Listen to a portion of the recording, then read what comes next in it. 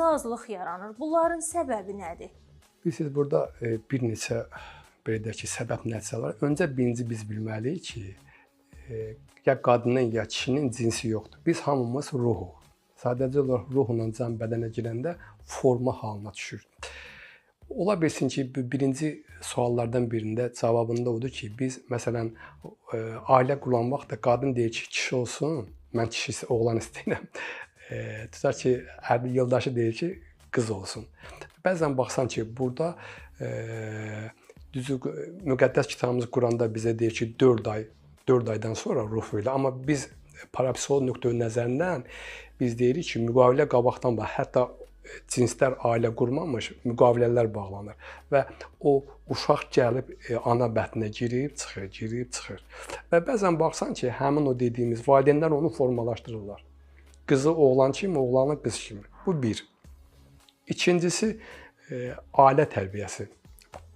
Baxın, görün, indiki məktəblərdə müəllimlərin çoxu kimdir? Qadınlardır. Kişi ovçudur, qadın ocağın başındadır. Məktəbdə kişi böyüməsi üçün biri kişi olmalıdır. Düzdür, bəzi qadın müəllimləri bundan sonra məni söyləyəcəklər. Çünki qadın oğlanı tərbiyə etmək üçün birinci kişi lazımdır. Qadın ondan çox yumşaq danışır, əzizdir və qadınlarda kişi hormonu, kişilərdə qadın hormonu. Bu iki.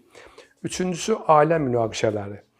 90-cı illərdən bu səmtə uşaqlar bilirsiniz nə ilə böyürlər? Bilirsiniz də pampeslə böyürlər. Öncə belə şeylər yox idi. Bizim nənələrimiz, babalarımız sadə əski qoyurlar. Və həmin o qoyulan pampeslərdən sonra insanlar CD-yə gedə bilmirdilər. Və o da birbaşa cinsə təsir edirdi. İndiki uşaqlar var 3 yaşında, 4 yaşında pampes taxırlar. Siz təsəvvür edin. Mən sizi bunu geniş izah edeyim. Baxın görün, burada demək onların artıq genlərində pozğunluq başlayır. Sonra qida sistemlərimiz.